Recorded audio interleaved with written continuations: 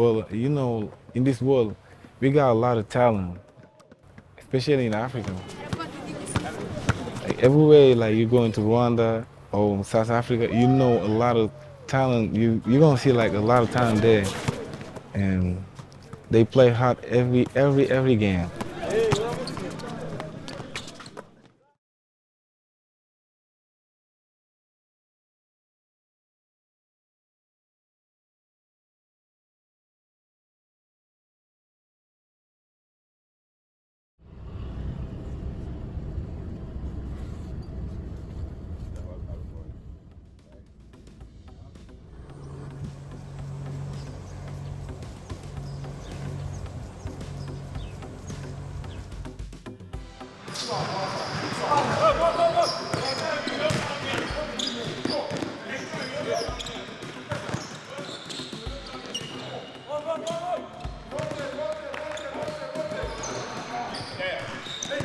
It's not just like get to the league and being like a normal player.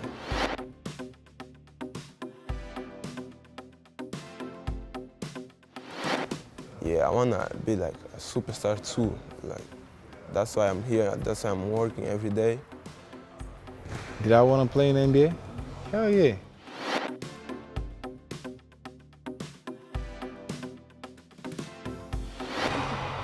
Yeah.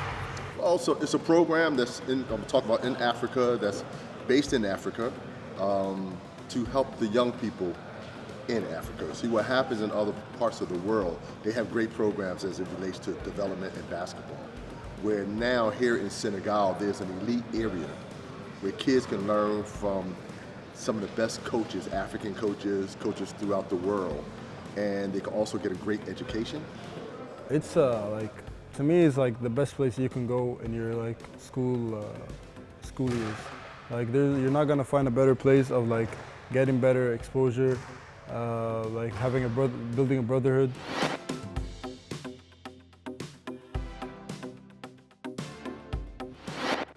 Like even everywhere you go, everyone knows what's the NBA Academy like. And when you tell them where do you place the NBA Academy, they know what it is. Like just the fact of playing for NBA Academy, it's different than playing anywhere else. Wow. What makes us unique? I think, one, you have kids from all over the continent. Two, you have coaches from all over the world. Three, we're all sort of bound by this love for basketball. Even me as a teacher, I'm a basketball junkie. Teachers, the kids are basketball junkies. I think when everybody is so passionate about one thing, there's always one bond that you have that drives you, and because these kids are so focused on that one skill, that it becomes something that we all talk about. And I think there's a sort of a bond around the game that happens here that I'm sure happens other places, but I think that what makes us unique. And the fact that we have a brand that's, the leading league of basketball in the country, that's also something I think brings us together.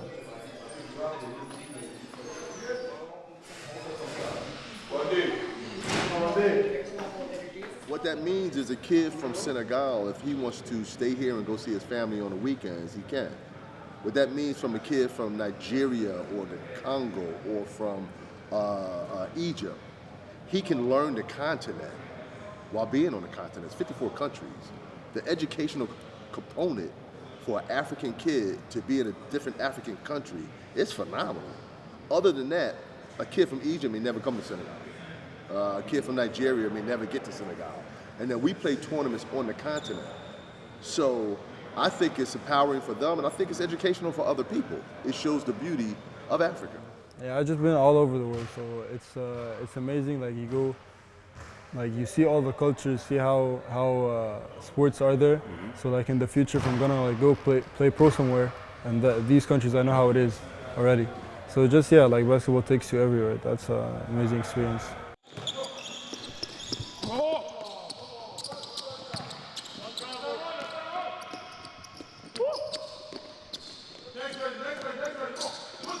Before in Africa, from my understanding, and I've having coached and recruited the continent, a lot of the kids have to leave at 14, 15 and go to the States or Europe before they go to another pathway. But now with the NBA Academy, we allowed them to leave us at a certain point so you could go to a major institution from Africa. You can go to the G League from Africa. You can go to the NBA from Africa. And that's what was not in place before, and that's why it's so beautiful to have this here now.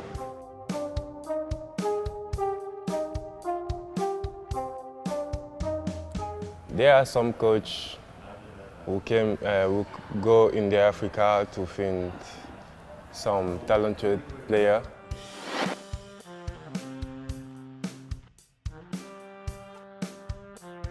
So that was like that. One coach came in my country and came in my academy and saw me play basketball, and he was interested and gave me the opportunity to go out the country. Okay, my parents, they didn't say anything like about leaving them or leaving the country because they know I'm tall and I'm chasing my dream.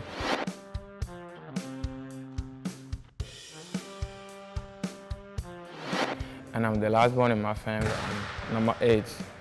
And I'm the tallest guy in the family. My mom was like, yeah, if you want to play basketball, if you want to, that's your life. She was like, okay, but don't leave the school. Yeah, just continue with the school, but you can play basketball if you want. It's your life. Yeah. When I got here, like, it was nice.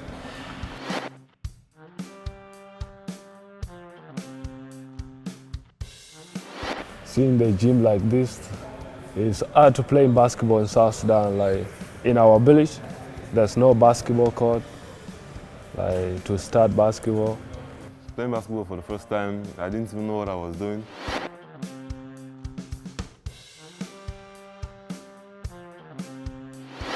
I was like, one of my guys was like, trying to make a layup, and I just like put my hand through the rim and like take the ball. They said like, nah, that's not how it works. When the young kids come in here, they are totally, some of them are overwhelmed. They're overwhelmed with the environment because some of them come from areas where they don't have this type of location, nice court, floor, ton of basketballs. They just don't have that. That right there is overwhelming. To cope.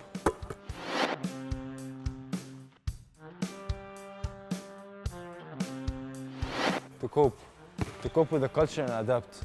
This is the hardest. First, like the process was like very hard. When I just got to the academy, I don't know how to speak English, no words. So it was like very hard to communicate with my teammates, to make friends. And like through the time, like I started learning English, and it becomes more easier to talk to them, yeah, and make friends.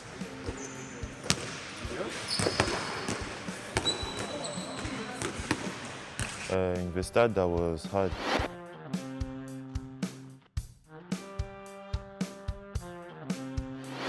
Because I was alone, I was in my room, I don't want to talk to everybody but here. When they see you alone in your room, they're gonna push you to talk with them, and they're gonna put you in a situation you need to talk, you need to go outside with them and play basketball. And then you throw them in the mix where, they're the best player in their area.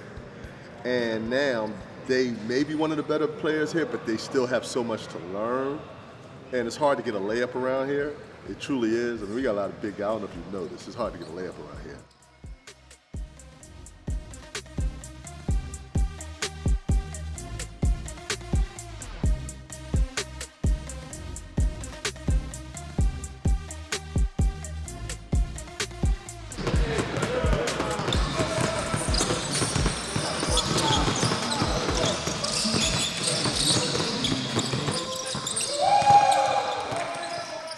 Before I get there and I think like, I'm a great player, I can do whatever I want, And they got patience, like they teach me like how to play basketball, learn the game more, and they trust me.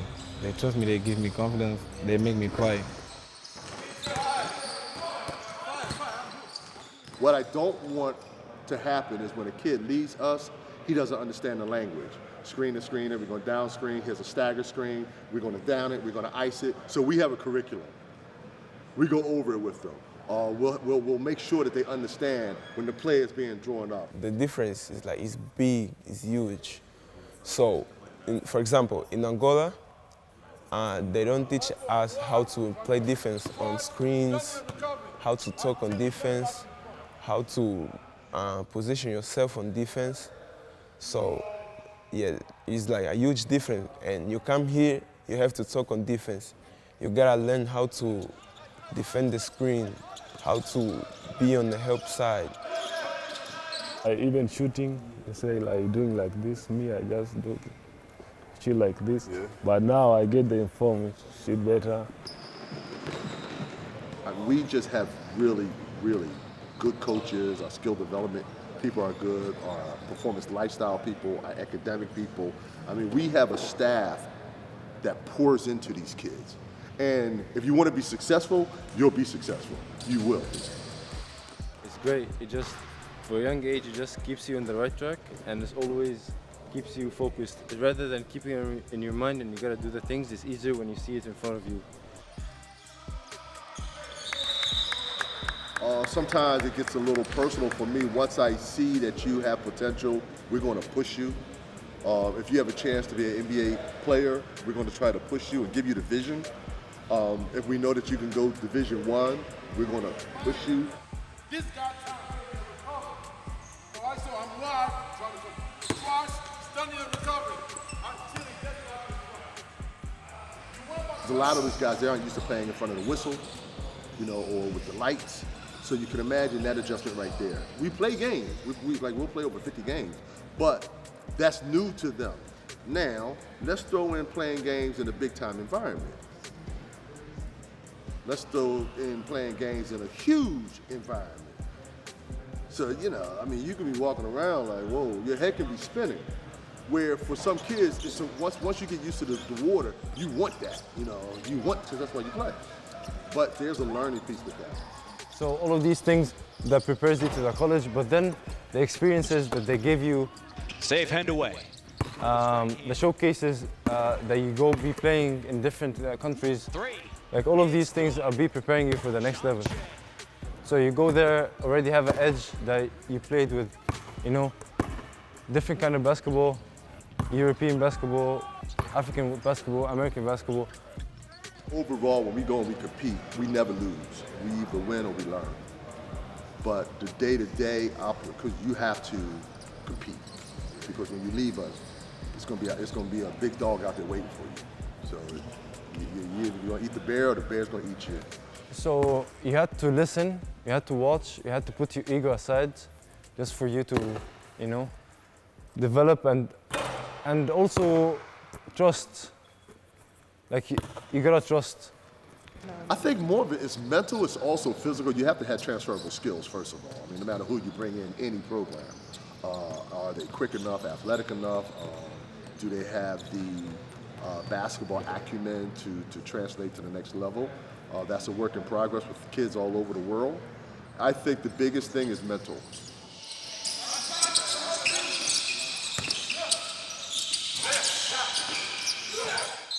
What changed? Like the mentality and the mindset just changed a lot, and you grow also as a person. So you grow as a person, and you learn a lot of things from it.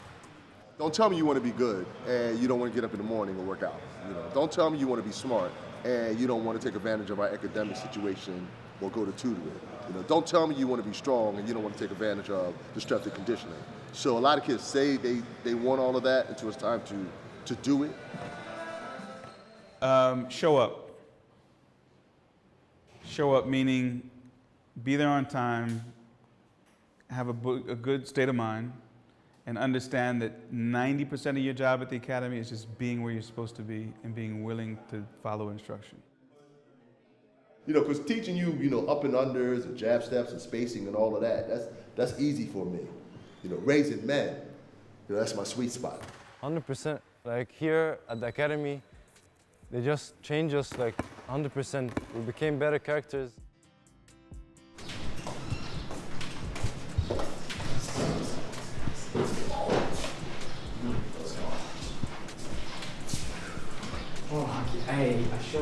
Our players have training in the morning, then they have breakfast, and they have some downtime to shower and get ready to come to class. I'm practicing like doing this pretty wrong, but we have enough to my timetable.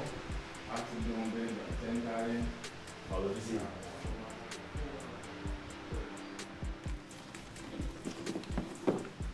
Must be hard to get size 15 here. Yeah. It's hard to get size 15. Yeah, yeah.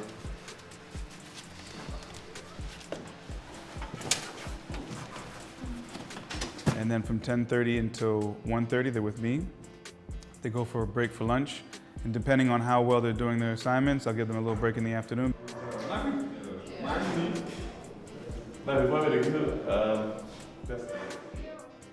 So the classes are online. If you have like doubts, you go to the teacher, Mr. Abbott. He's going to explain to you. Classic American program: history, math, English, sciences, earth science. So basic classes, normal. And it's challenging sometimes because they're all based on American realities. And so they're talking about US history, US states, and it's implied in the curriculum that this person who's taking the assignments is in the United States. So I always have to adjust that. But you always want to start with where the student is and the experiences they've had and try to build parallels between their life and history in the United States. Slavery always comes up because it's in Unit 9, 9th grade and 10th grade, they talk about it. And, you know, of course, with the Western expansion of the United States, Manifest Destiny, the Civil War, you really have to bring context. And that's where you have a chance to talk about the history of the United States and prepare them for the transition and have a context once they arrive to understand the dynamics that are happening. In the other schools, you will have people that are from the same country, same culture, same way of life. But over here, you have people that are from all around Africa that speaks 3 different languages than you, that have different cultures. And just being able to adapt to each of them and being able to interact with each of them really makes it very special. When they come from their countries, usually they are the superstar there. But then you come here, you will see somebody who's taller than you, somebody who's bigger than you, somebody who's shorter than you, etc., etc. And I think it's just being able to adapt. And that's what intelligence is all about, you know, being able to blend into this environment, find your spot, and be happy. Education should be an act of nurturing, meeting them where they are and supporting them and building their self-esteem. Because a lot of kids, they may be 7 foot tall, but their self-esteem is 2 feet tall. And you don't process that because you see them as such, taking up such physical space. It's like, there's no way this kid doesn't trust that he's capable of doing something. In any case, when they come, this is too much, I cannot do this, I will always be like, you got this. It's to know that whenever there is a blockage, whenever there is a barrage, whenever there is a problem, there is always a way that you can handle it. So in order to get a kid to that level, being able to punch the buttons that we need to punch, to get a kid who's carrying all these emotional and social and family baggages in their head, to say, okay, let's put that aside, let's put this here, and let's look at what you are able to do. Even if you can't do it, it's okay, we'll figure out how to way to get you there. So what I want to start out, I want to do like computer science. You know, like in South Sudan, there's not a lot of computer science people, like, so I want to do computer science, like to know better a lot, so I can help them when I study. Yeah. After playing basketball, you want to feel like I can do something more. You know, you want to feel like I can use my brain to do something. You can't play college basketball without education. Furthermore, you're not going to bounce a ball your whole life. There's going to be a point where we can't shoot anymore. There's going to be a point where you can't pass anymore. There's going to be a point that maybe you don't even make it to the level that you're going to be successful. But you always have the ability and capacity to think. And so what you learn and be able to think in the classroom and how you translate it to the court is going to be a deciding factor of how far you go in life. These kids are really talented and they can be really great. So yeah, they deserve it all and I believe that they will be great.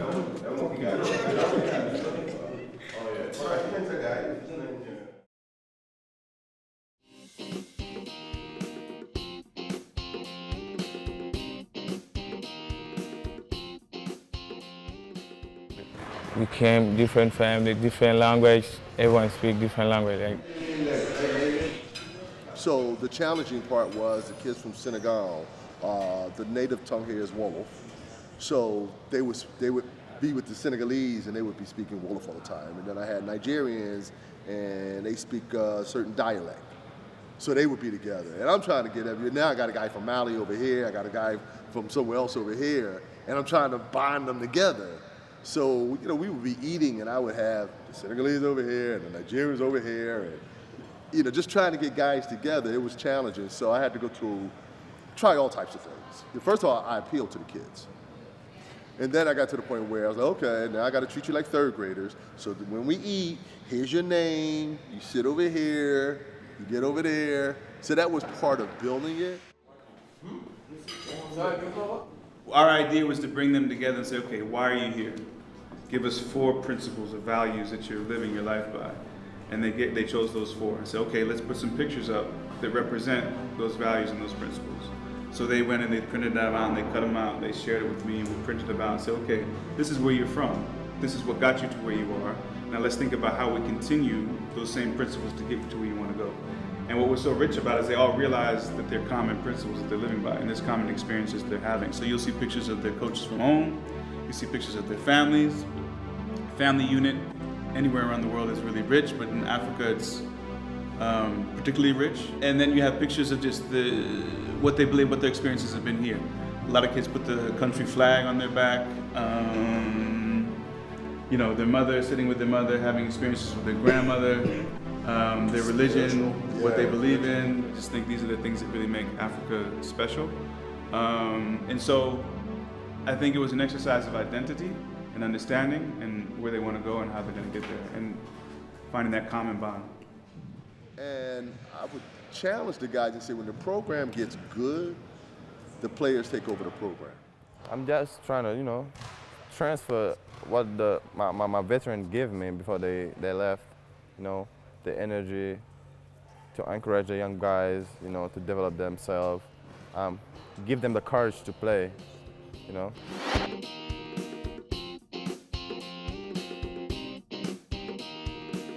I think that's the thing that I have to do and I'm doing it right now. Like, they help you like how to understand the program. So how to respect the program, how to treat the program. So the job like is very hard, and I'm gonna become a senior next year. So the same like they did to me, to the youngest guys, and like as a seniors, you have like a big job, like, cause you gotta take care of the program. And what happens now, the program's to the point now where older guys, they're cognizant of what they went through. So they notice things. That lets you know that the program is where it's supposed to be. They know that this young guy is feeling a certain way. So you can see the way they interact. You know, and I try to see everything. And then we'll cognizant and say he'll be fine.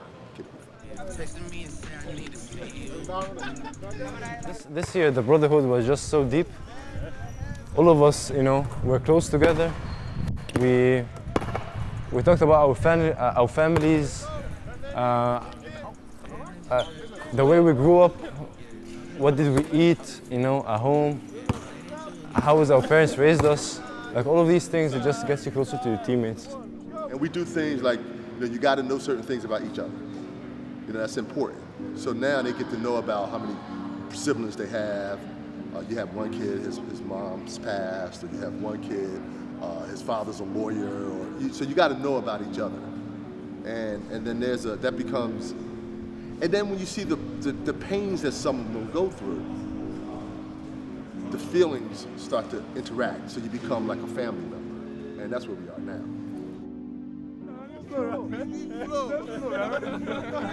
And of course you have to remember these kids are away from their families. You know, they don't have mothers or fathers to go home to. Everyone here, they're my brother. They're my second family.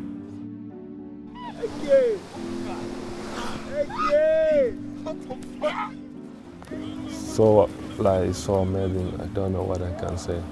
Look, in academy, it's like family. Yeah. So they're building great.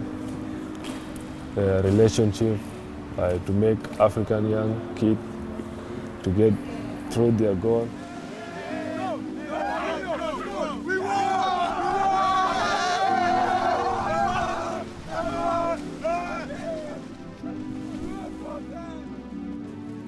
We joke around, joke a lot around. We play video games, we watch TV, we go outside, buy some food, and chill, just chill.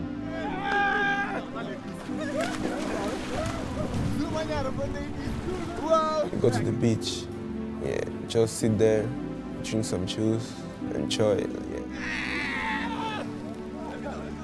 But if you look at our group of guys, you'll say, wow, he's from Cameroon, he's from Senegal, he's from Nigeria, you know, or dang, he's from Angola. You can just look right there, you got Ivory Coast, Congo, and Nigeria. That's beautiful. That's the brotherhood. First of all, NBA Academy Africa is about family. First of all, it's about family. Because we respect everyone, each other, and we support each other. Oh my goodness. Oh yeah, so that's the cool part. That's the vision, is for them to understand how relationships work. And I anticipate guys from this academy, they have a brotherhood now. Like they stay, like each class, they stay in touch with each other. So I could see guys being godfathers of my child, or I'm getting married, you gotta come to my wedding, or I see these guys staying in touch, like no doubt about it.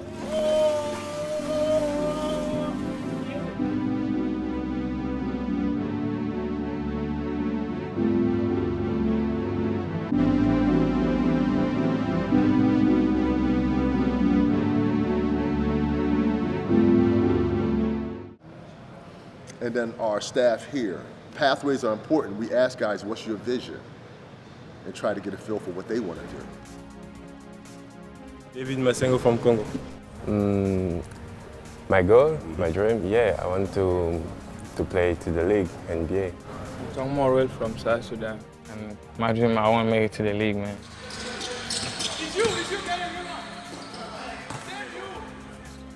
We're talking, our first class is just graduating from college now. You know, like we've been here long, we haven't been here for 10 years or anything like that.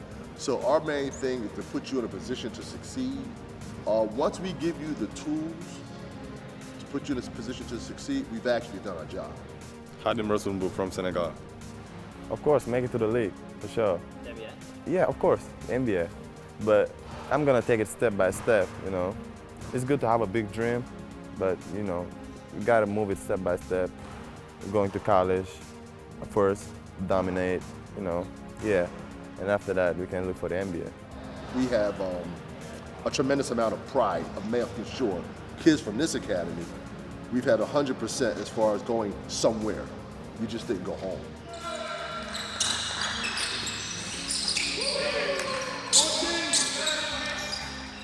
My name is Stephen Dew and I'm from Egypt. My goal, I take it step by step, but the thing that I want to always think of is I'm trying to be the best version that I could. I don't know where it's going to take me, but if I'm the best version that I could, that's going to take me so far, hopefully.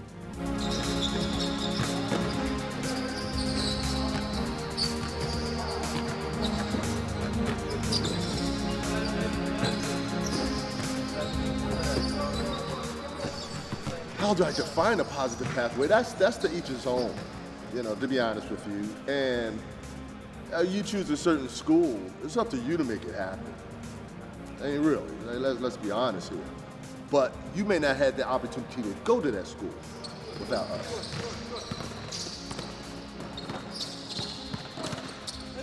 Cheikh Ondé from Côte d'Ivoire.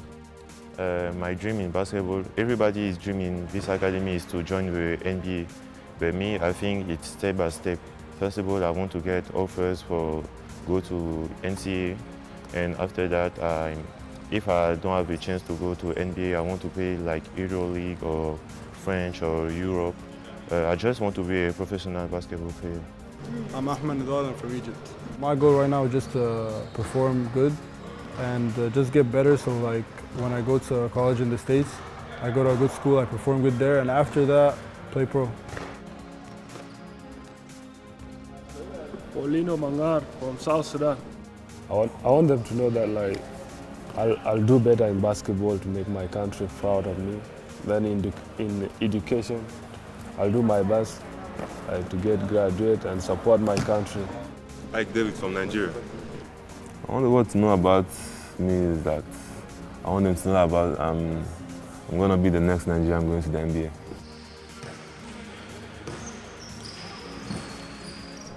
Manuel Kamboma from Angola.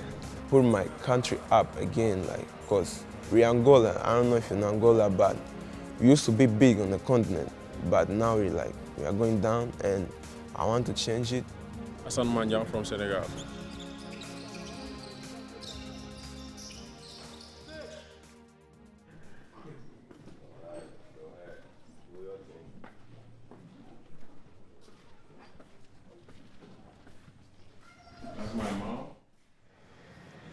I think some of these parents, they're just delighted when they see their kids succeed. Like if you see the joy in some of their faces, or they'll call you, and just the way they show their gratitude, it's fulfilling. My sister, she's named Kumba Maja. She used to play basketball.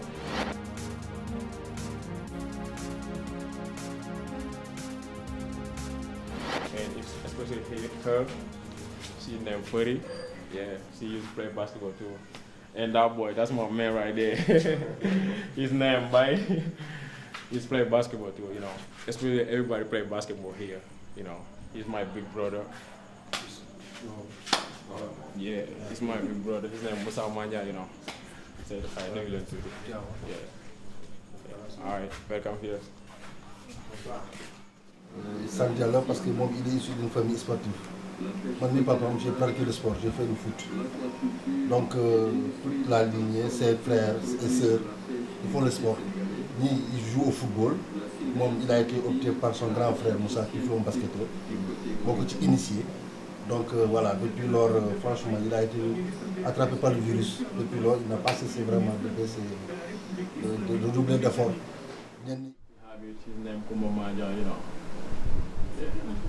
And she's the one that was playing WNBA? Yeah, my big brother. I used to go to the court with him, you know.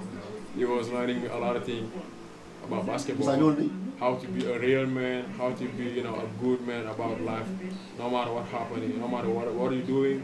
So be a real man, you know. That's my man right there. Parce que des fois man li may faral di wax li ma ko faral di wax moom rek parce que ñun ici au Sénégal dañoo am habitude naan sport et étude mais boo demee États-Unis dañoo étudier sport dafa nekk loo xamante ni au-delà de basket maanaam sa vie da lay jàppale si lu bari parce que am na si Sénégal am na jeunes yoo xamante ni basket bi même bu ñu tekkul sax boo seetloo bu ñu voyagé si cadre dans le cadre professionnel moom asal moom nekkul booy boo xamante ni il est sérieux xam nga nekk nit ku discipliné ba pare bëgg li muy def moo tax man ma sawar si ay mbiram li ma koy wax chaque jour rek affaire yi moom que le travail paye ñu continuer. loolu mbégte bi si am day bari sax tey nga toog nga dégg ñu ne sa doom mu ngi basket mu ngi nekk États-Unis wala mu ngi nekk feneen loolu sant yàlla rek mbégte bu rëy daal lañ si. waaw li ma ci mën a wax mooy que dal na xel assurance la te gis na aussi yokkute la ci xale yokkute la ci nit ñi aussi parce que boo jëlee sa doom bu nekk benn activité da ci am suivi di ci bàyyi xel xool lu mu fi nekkoon ci njëlbeen ko ak fu mu toll ba à nos jours tu vois que dafa am benn avancé moo xamante ne yokk na ci moom ci éducation ci nit ñi ak aussi ci gëm-gëm bi mu gëm ci sport donc tu vois que vraiment dafa am benn avancé ci kër moo xamante ne ñun parents yi vraiment man je vois que ni am nañ ci sentiment de satisfaction par rapport ak entretien bi académie di ko yor waaw vraiment même l'entourage de Ville Fouly dëkk vraiment je vois que tout un chacun sentiment que am na benn sentiment de fierté aussi par rapport ak académie. Even if you think about it, you know how many Africans, you know, so there are millions and millions. They play basketball and they wish to be here at this place. There's only like 20 players But, you know, they got this gift and then they could help their families, you know.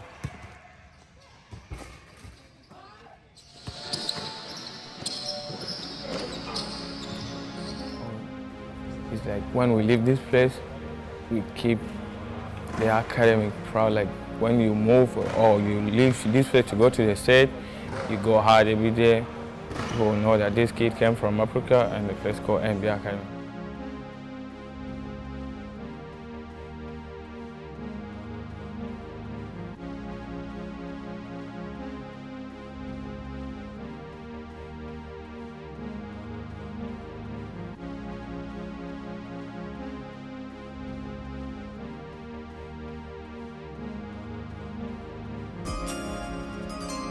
With the 57th pick in the 2024 NBA Draft, the Memphis Grizzlies select Ulrich Shamshe from Bafang, Cameroon, and the NBA Academy Africa in Senegal.